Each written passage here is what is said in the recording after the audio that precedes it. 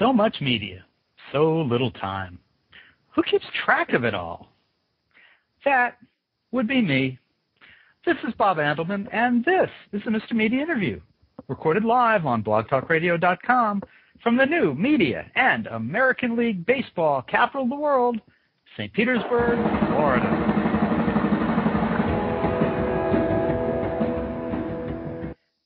It sucks to be unemployed right now, and strangely, it's not much more comforting to be employed, is it? This seems like an opportune time to talk to a career consultant and executive coach, and frankly, I'm surprised Andrea K. has time to talk with us. Who isn't looking for job advice today? Andrea writes a syndicated weekly newspaper column called At Work, and is the author of 2 books, Life's a Bitch and Then You Change Careers, and her latest, Work's a Bitch and Then You Make It Work. The good news, I get to say the word bitch a lot, and no one will be insulted. Andrea, welcome to Mr. Media. Thanks for having me, Bob. It's a pleasure to be with you. Thanks for letting me use one of those words that I don't get to use very often. It's kind of fun, isn't it? It is. It is. Were you at all concerned when Life's a Bitch was about to come out that some people might be so turned off by the title or just seeing that title on the newsstand or bookstore that they just would tune out? You know, it didn't occur to me until the first interview that I had on television. I was walking onto the set, and the news anchor, I think I was in Louisville, Kentucky, he looked at everybody and said, "Am I allowed to say that?" And from that point on, every once in a while, somebody brought it up. But I have to say that most people have been so they feel so connected to it. They say, "Boy, that sure does describe me." And it really grabbed their attention. So most people aren't offended. Most people say, yeah, I'd like to hear more because that sounds exactly like my life. Well, it's so funny because I can remember being 13, 1974, and being the editor of the high school paper at a very young age. And we published a movie review of American Graffiti. And the girl who wrote the review used the word bitchin', which I didn't even know what it meant, but I didn't. And we got into such trouble. There wasn't a lot of oversight in those days of the paper before it was distributed because I guess they figured that we didn't know or wouldn't dare to say certain things. And that was a mark against me all through high school, that I edited the paper and put out the word bitchin' in a school newspaper. So to see it this big is wonderful. No, I was just going to say, so to see it this huge. Yeah. Yeah, it is kind of big on the front of the book, isn't it? Well, it is funny because it's part of it comes from the saying, life's a bitch and then you die, right. was the takeoff. And it really didn't occur to me that it would be an issue. And then right after the book came out, it was actually my 4th book, Life's a Bitch, and Janet Jackson had just had her wardrobe malfunction. And so on television, so there was a lot of awareness about, are you allowed to do or say that? And can you write that? And that became a little bit of a heightened issue because of that. And I even called the FCC and asked them, am I allowed to say this? And of course, they wouldn't answer me because they didn't want to be accused of censoring. So, I mean, really, and I don't want to be known as the bitch author, which does worry me a little bit because 2 out of my 5 books have that word in there. But again, people identify with it. Oh, sure. I mean, it certainly stands out. There's no doubt about that. But let me ask you this. Am I wrong about what I said in the introduction? Is it almost as stressful these days to be employed as unemployed? It's stressful, and in a different way, of course, because the people that are left at these companies where many layoffs are taking place are feeling overwhelmed. I mean, there are a lot of businesses that are doing well, even with everything that's going on. But what I've found is, as I've gone around the country and talked to people and gotten email from my readers, is that they're feeling overwhelmed with the work that their coworkers have left behind. But the other piece of stress for them is the feeling that they're constantly worried and fearful that they're about ready to lose their jobs. Mm. It is, it's a very different time than we've dealt with in years. I know I'm in the Tampa Bay area, and there was a plant closing about a week ago, or maybe it was this week. A Smithfield ham or Smithfield smoked sausage, whatever they make, Smithfield, announced that they were closing down a facility in Plant City, Florida. They were laying off, I think 400 people, and it was a town. It's a small town that's had a lot of layoffs, and everyone thought, well, this is food. People are still buying food. It's a staple kind of thing. It's hot dogs and sausages, and they were shut down, and the people were just in utter shock. And it really just kind of says to you that everyone's got to be looking over their shoulder. Yeah, people are, and because you just never know. I have a section in my book, Step 4, called I have to look to see exactly how I put this. Preparing for hurricanes, sinkholes, and mañana. And that means anything, because you just never know when tomorrow management could come in and change things. I talk about a story that happened in 2007, another meat company called Tops Meats, which was the largest manufacturer of frozen hamburgers since 1940. And in October of that year, they had to close their doors suddenly because of a recall of their meat, their beef, that was just too overwhelming from a financial standpoint. And the people that had worked there for years who thought everything was fine, and everything was fine until then, lost their jobs. So you just never know. And so you absolutely must be prepared for anything and anything that you haven't considered, and the possibilities are endless, really, in today's workplace. Am I wrong in guessing that you are probably even busier now than you were a year ago because there's so many people who want advice? Well, here's what I'm noticing. I am being overwhelmed with people wanting free advice. Because everybody is worried. They don't want to spend money on themselves. They're afraid. I just got an email from a guy today who wants to come to my career change boot camp, and he has a job, but he says, but what if I lose my job and then I need the money that I would be putting towards the other?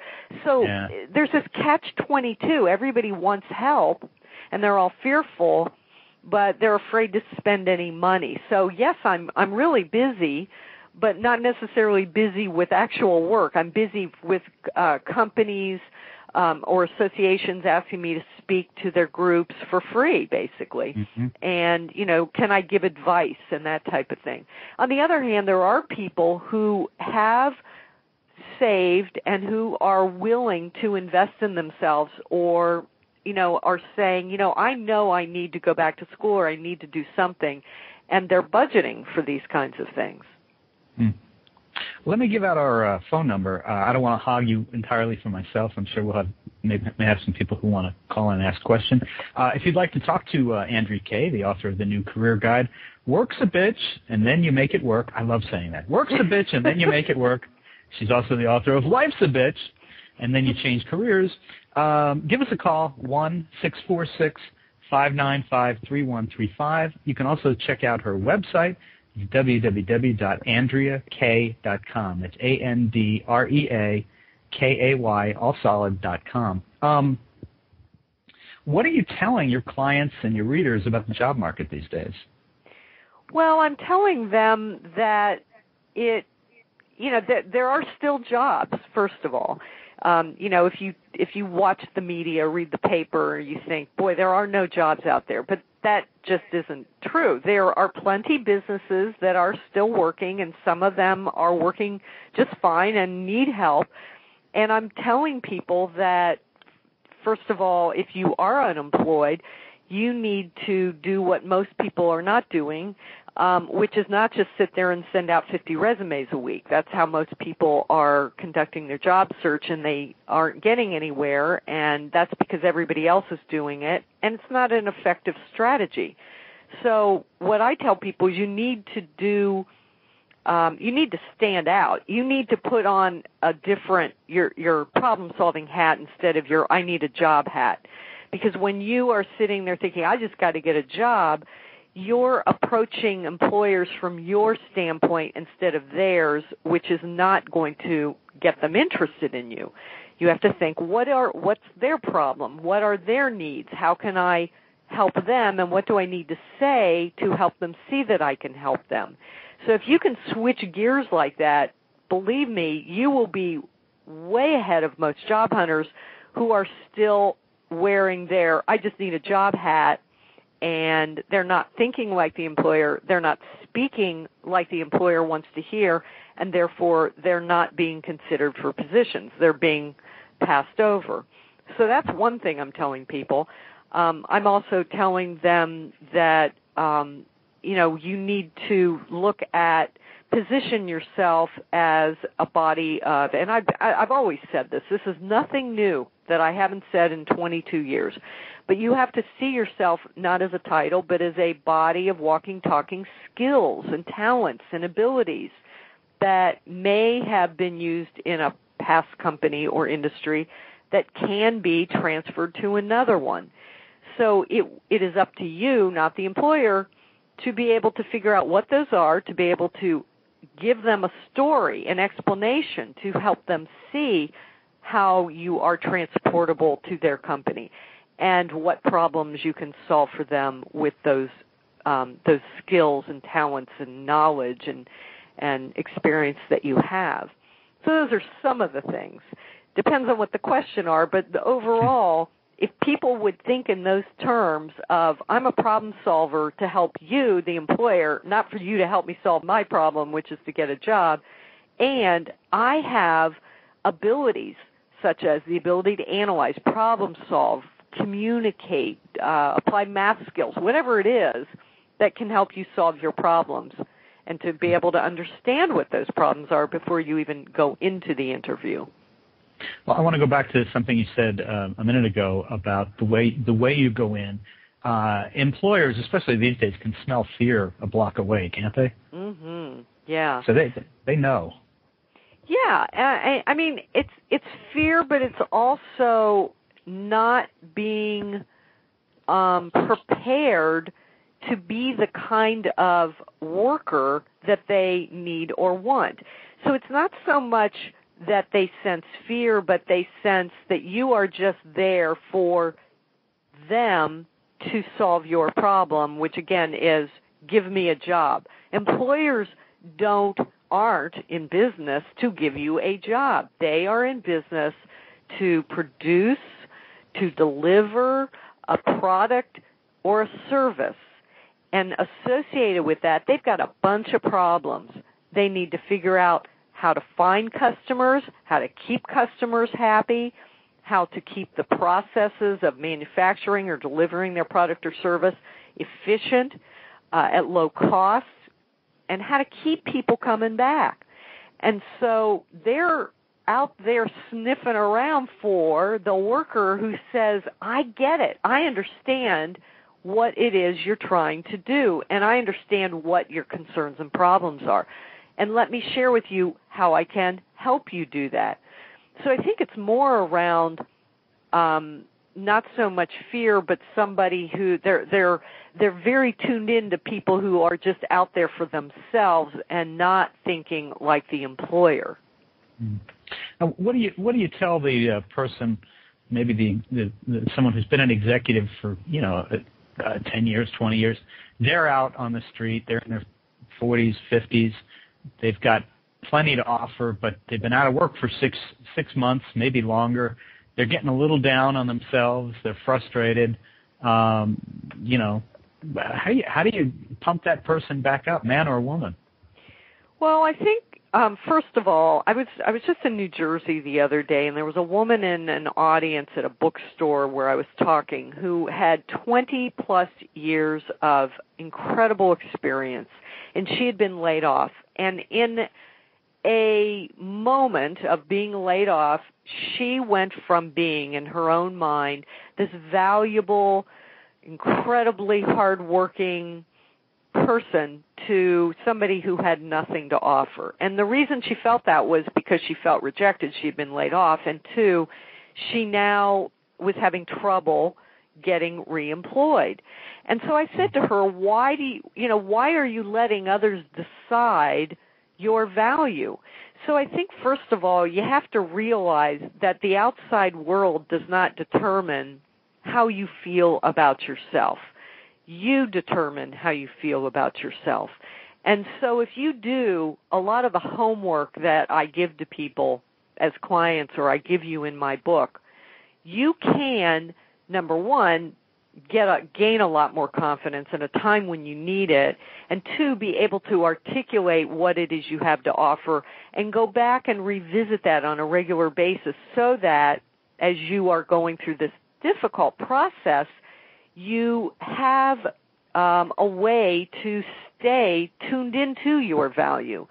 Most people don't do that homework and kind of flap around in this process because they don't have a foundation to go back to revisit, to say, wow, I really do have a lot to offer.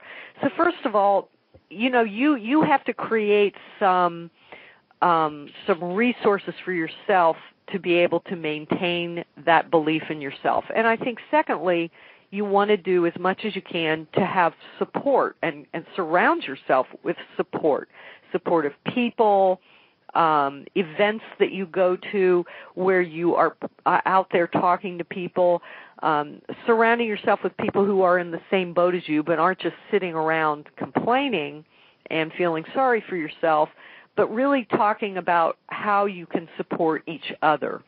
And then I think the other thing is to make sure you do have a schedule where you go to an area that you sit on a daily basis and conduct your job search like you used to conduct a job. And you have specific activities, and you make sure they're on your calendar, and you have follow-up, and you have discipline. And another thing that I suggest to people is to have a nag buddy, somebody who keeps you honest and keeps you accountable to do the things you said you were going to do. So it's not an easy process, but it is one that can build fortitude and will keep you above everybody else and above the fray if you, do these kinds of things and do them with discipline. It seems like your last book, Life's a Bitch and Then You Change Careers, might actually be even more helpful to a lot of today's job seekers than, not to cut down a new book, but the first book was 9 steps to get out of your funk and onto your future.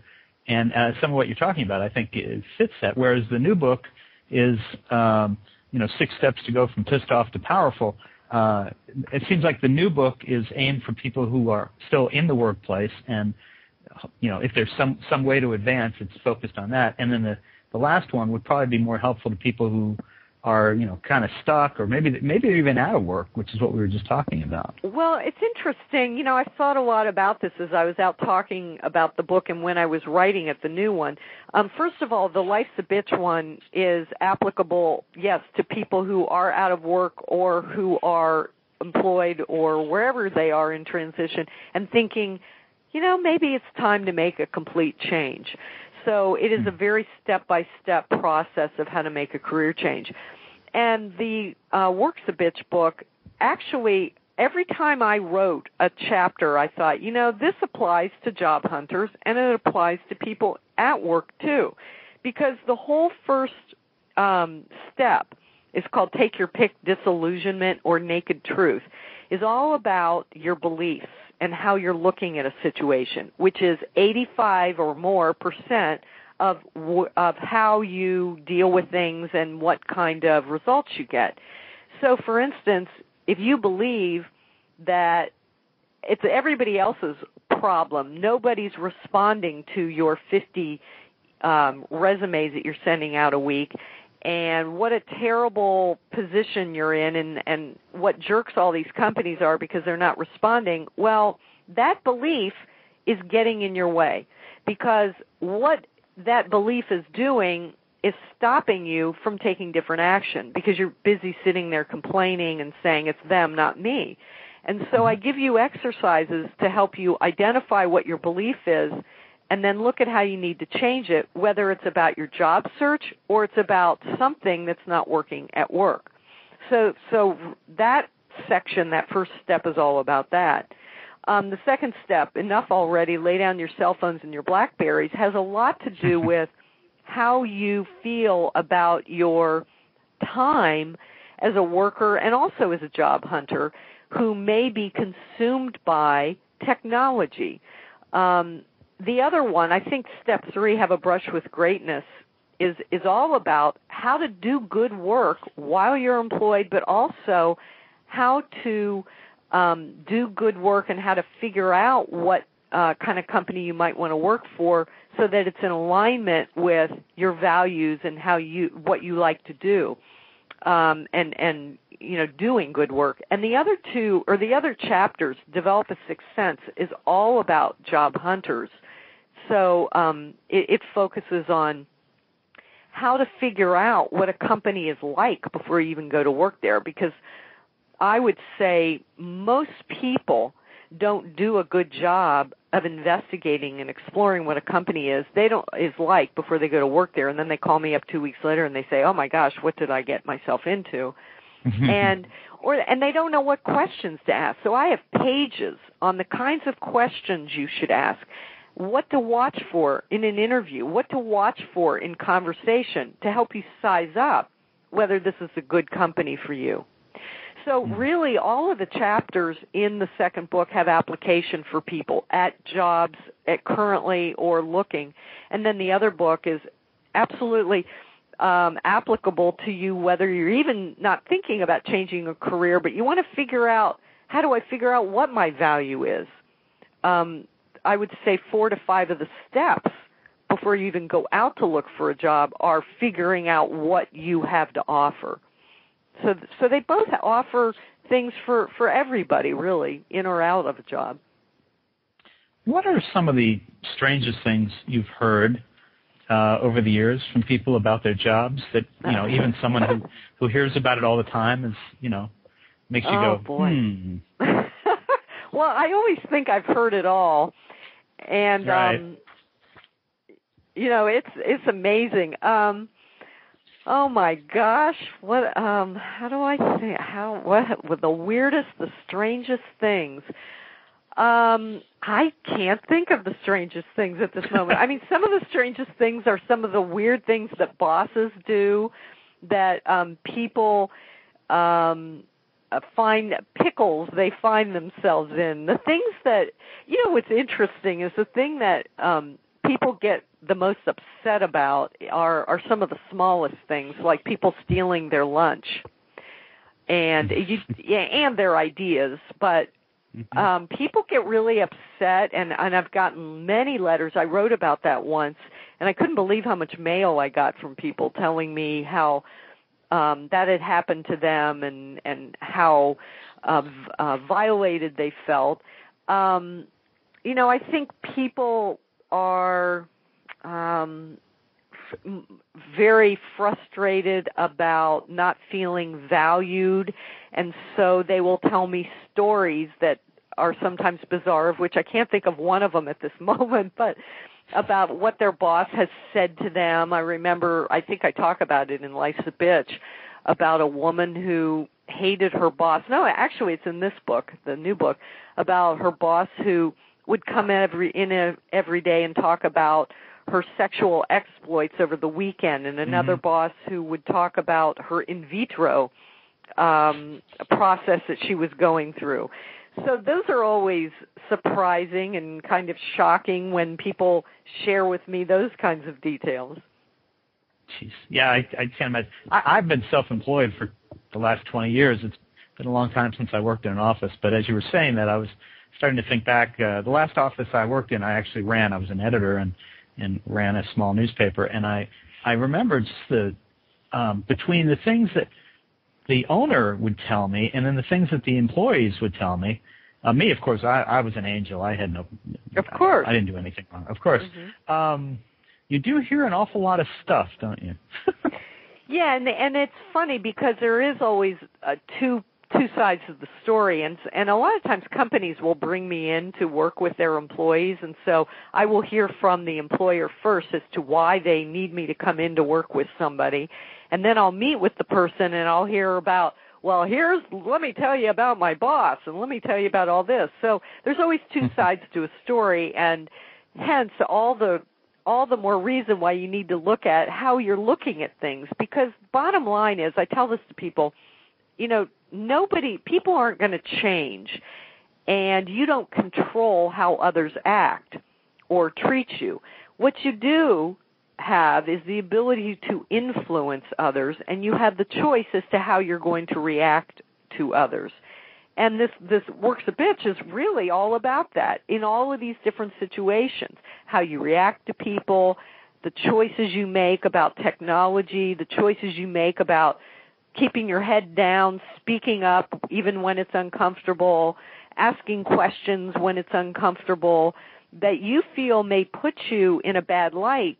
But I find that if you don't say what you need to say, unless you work in an organization that really doesn't appreciate that, you will find that you hate your work more because you're not doing good work. You're not living up to what you know you need to do or what you need to say. And that's what I mean about doing great work. People let go of their greatness a lot because they start focusing on holding on to their job as opposed to doing good work.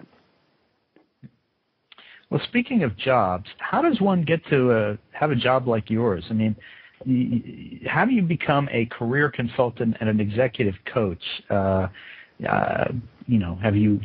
I'm just, it's a qualifying question, I guess. Mm-hmm. Have you worked within corporations? Are you just the kind of person that a lot of people tend to go to for advice because you're level-headed and you see things more clearly than some people do? Well, it was a very conscious decision that I made 22 years ago to be a person that others could come to get clarity, to get input, to get advice. And part of that came from one of my skills, which is my ability to listen well and to help people quickly get to the core of an issue. And I recognize that as one of my strengths. I had been told that was something I was really good at. And then figuring out, well, how could I use that skill in a meaningful way? And what I concluded after doing a lot of research and looking at what was of interest to me was that I could help people with the issue of careers at various levels. So I made a real conscious decision to build and create a career around that desire, to help people figure out how to express themselves and be happy in their work. And then I developed the skills, the counseling skills, and read and wrote about all of these issues. And so as I did all that, yes, people recognized that I was able to help them and support them, and then you meet people along the way who I originally did not do executive coaching. It was mostly career consulting, but I met people who said, you have the ability to work with people at another level and to help them with these issues. So when I have a project, I'm going to call on you, and that's exactly what happened. So that executive coaching piece became part of what I do. And so it's really what I tell people to do in their own careers, which is to get very clear on what your strengths are, get very clear on what you care about and what you want to know more about, and then discover, look for, ask around, research as to where that fits into the world and what's needed. And when I did that process myself, and that's how I came up with this process in this book, in the last book, previous book, then that's potentially where you fit into the marketplace. And the question becomes, so what is that? What do I call that? And for me, it was really creating a career around all those pieces and then and then also changing through the years and adapting as the world changed, as people's needs changed, and as I changed. Because my first 3 books were more on the mechanical pieces, the interviewing and resumes and finding a job and networking. And as I've evolved, I've wanted to do deeper work. So I don't focus on that so much anymore. I do, this other kind of work that we've been talking about, and coaching people and executives. So really it's developing, my work has developed as I've developed, and the world out there has changed. Has your advice changed much in the sense that, is there anything that you were telling people 10 years ago that you're not telling them now, or that you've come full circle on in terms of advice? My advice, it's interesting because I don't think I've changed a whole lot in what I've told people. I have basically always had the same message, and not many people were listening 22 years ago, and now people are scrambling to understand this. And that is everything I basically said a minute ago. Know yourself. Be able to say what it is. Really get clear on what you do well. Pay attention to the world because it's changing. Don't be looking at your career as something as where I can hang out for the next 15, 20 years and retire and not have to worry. And quit focusing, and this has been my big message, stop focusing on being secure. Instead, focus on how you are and will be valuable. That is my underlying message for 22 years. It's never changed. And when I've been out talking in the last month on this book tour, that's all I've been telling people. That same sentence keeps coming out of my mouth. Quit focusing on how to stay secure and focus on how to stay valuable. Now, I understand that you may have to go to plan B, which is just to get a job to stay secure right now to pay bills. But if you want to have a career, not just a job, if you want to feel fulfilled by your work and satisfied, you need to look at, and to stay employable, you need to look at how the world is changing. What are the trends? How all the cultural, economic, technological, environmental things that are going on out there affect your business, your line of work. And you've got to adapt, and you've got to be open to that every single day. And that's got to be part of your job, is to take care of that, to business, to be reading and knowing where you fit in and how you change and how you'll adapt. And that's been a core message forever, and it's the one I keep repeating more and more now. One of the things that I find interesting in the book, you talk about how kids out of college and young people have this, and it may be changing a little now, but have in recent years have had a real expectation that I deserve a great paying job. I deserve 3 weeks vacation. I'm entitled. I remember, and as I was reading that, I was thinking, I remember my last year of college, which was so many years ago, and I thought, I remember kids who were, had gone through, I guess what you call like professional programs, architecture and law and the MBA programs, and they just had this expectation that someone was going to hand them a job that at the time would have paid, $50,000, $75,000 a year, and they'd be set. And it's crazy. And to get out of school today, especially, you should not have that expectation, I would think. Well, it is. You'll be highly disappointed because that's really. I mean, you can have it, but odds are you're going to be very disappointed if you had the expectation that that will be waiting for you, and that whole idea of, boy, I'm just going to have this creative job, and I'll just be working with a bunch of other creative people, and I will have high wages. And in the book, I quote a couple people that I had seen in a documentary. This one woman in particular, she says, we're used to a microwavable world where we get it now and we expect to be millionaires by the time we're 40. And then this other person pipes in and says, no, 30. And so, yeah, that is the expectation. Where that came from, a long story, it's a long story. Parents, schools messages that they got. I'm not even sure. I've written a little bit about it, but and some of these young people have come to me as clients. Their parents have sent them to me and says, you talk some sense into them. But and some, and for some people, they have been able to get good jobs right out of school. And for some people, they were able to make a lot of money, especially during the .com era, before we had the .com bust.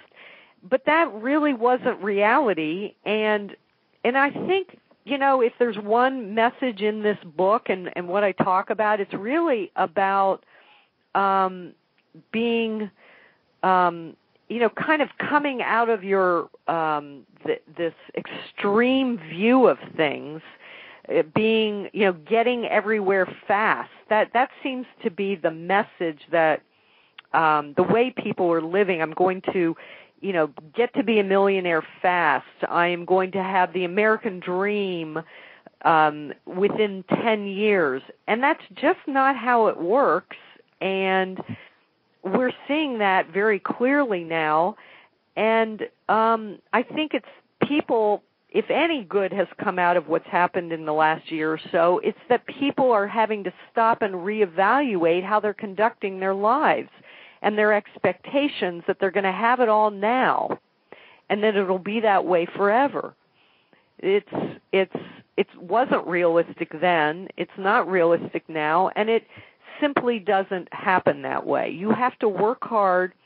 And I guess what the beauty of it, of getting to anything, the American dream, to getting to be successful, is really going through the process of it. It's working at it slowly and steadily, and not and having a life while you do that. And that's another key message in this book, is how do I get back to working steadily, calmly, having a life, and yet, having success. Because most people don't define success. There have been studies on this. I talk about this in the book. It's not defined by money. It's defined by your relationships and the time that you have to participate in life in the way that you want. And most people, if you talk to them today, say the one thing they lack most is time, and the time to enjoy with their kids and their friends. And I really can't remind people enough of that. And it's not until they're burnt out, they're fired from their job, they've had it, they're sick, physically ill, that they sometimes stop and realize that. I like in Works a Bitch, step one, the title is Take Your Pick, Disillusionment or Naked Truth, and you have 12 naked truths. I'm not going to read them all, but a couple of them are really great. It's amazing to me that people don't know this. They don't realize it. You got to hit them over the head with it. The workplace is not a democracy. Or number two, you can be fired pretty much at any time for any reason, as long as the reason isn't prohibited by law. My favorite, number three, you are not owed a good job and security for life. It's amazing how many people don't know that. Well, they wish it were true. Yeah. We all want security. I do. I know I do. And intellectually, I may understand that is not possible, but some people even intellectually don't understand that. They truly believe that they should. But at an emotional level, that is hard to grasp, because we are beings that really at the core of us are just, are trying to survive and feel secure. And so that is always tugging at people. And there's this constant tug between being happy and being secure. And I find that most people are just, would like to have security. They would like both. But if you can let go of the notion that you are owed and you will have security for life, then you will take the steps and you will embrace the thinking that allows you to focus on being valuable as opposed to being secure. And some of those steps are what I cover in this book, such as my who knew strategy, planning for the day they say, we have to let you go, planning for the day that your company goes out of business to no fault of your own, planning for the day a new manager comes in and they say, everybody's out and all my new people are in. See, if you are open to that possibility that there is no security, or more like reality, then you will be taking care of yourself by taking those steps that I've been talking about for 22 years, which is to know yourself, know the world, know where you fit in next in case, and you will be a lot better off. But if you cling to this belief that I am owed a job and security for life, you will suffer. You shall suffer. I like. I have to say, and this is fun too. It's fun for sad reason, but at the end of step 1, you also offer a quit being pissed off of, and I encourage everyone to take that. I think I'm going to share that with my wife, frankly, who works for a living. Well, as we kind of wind down here, one other thing I wanted to ask you, and that is your new book, Work's a Bitch, and Then You Make It Work. I'll repeat it again. It's of course a 6-step program. We've talked a little about, I think, the first two steps. I don't want to give away the rest, but do any of the steps involve apologizing to people you've wronged on the way up, or am I confusing it with another program? I don't know that I specifically talk about that, but I do talk about how to confront people, but not necessarily apologize. But I do talk about how to, revisit things that you may have said that you wished you hadn't. Is that what you're thinking? Well, I was actually kidding. I was thinking of AA and how you go back, and one of the steps is you go back and apologize to everyone. And I was thinking that'd be great in work, too. Well, I think if an apology is necessary, that there is nothing like it that will help re-endear yourself to people. If you have made an error, admitting an error.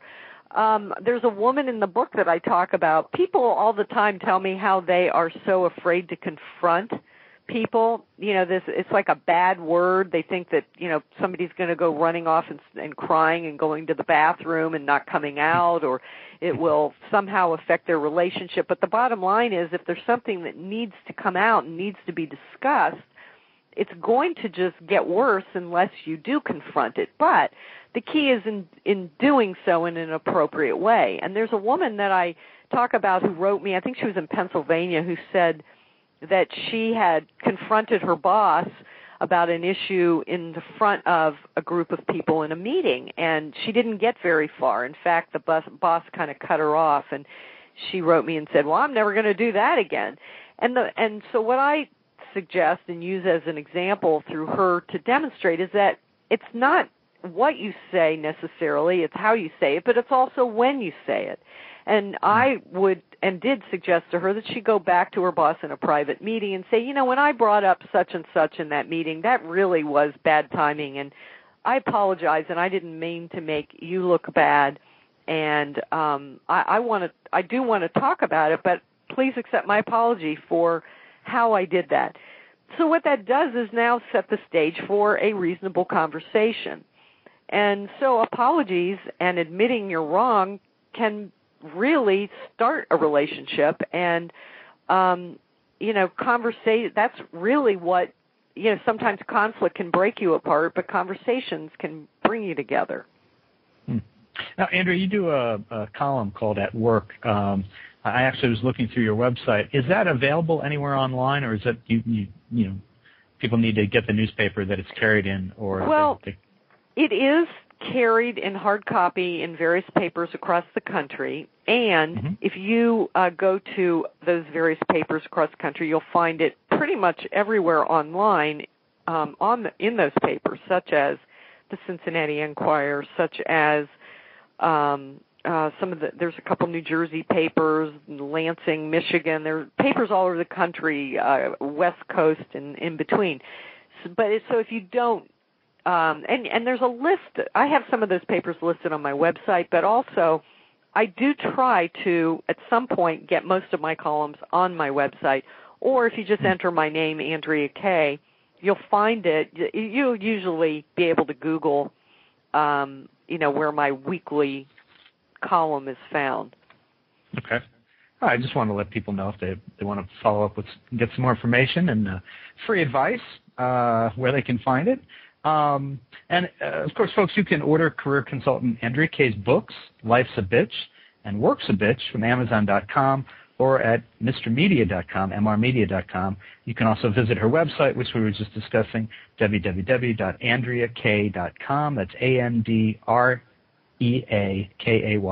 solid.com. And Andrea, it's very interesting and very good time. Went by very quickly. Well, thank you for having me. It's been my pleasure. I hope that people found it helpful. And, just remember, stop focusing on security and focus on what makes you valuable. It's a lot more fun and satisfying, and it will keep you employable. Very good advice. And thank you very much for being on the show today. Thank you, Bob. All right. Bye-bye. Bye-bye. And for more great business interviews, you can surf over to our main website, www.mrmedia.com. It's where you can listen to my earlier conversations with the executives and founders of Hooters Restaurants, Neighborhood America, Boingo Wireless, Webs.com, Media Bistro, and many more. And please think about writing an online review of Mr. Media, casting a vote for Mr. Media, or marking Mr. Media as one of your favorites. Whether you listen on Blog Talk Radio, Pointer Online, Digital Journal, Podcast Pickle, Vox, Folio, Mediafly, Podfeed.net, Blueberry, Zencast, or Odeo. You can now also subscribe to the blog version of Mr. Media on the Amazon Kindle e-reader, the e-book reader. Go to Amazon.com and search Mr. Media. You'll see it. And you can if you subscribe to Mr. Media on iTunes, you'll never miss a show. Just search Mr. Media Interviews from within iTunes and subscribe for free.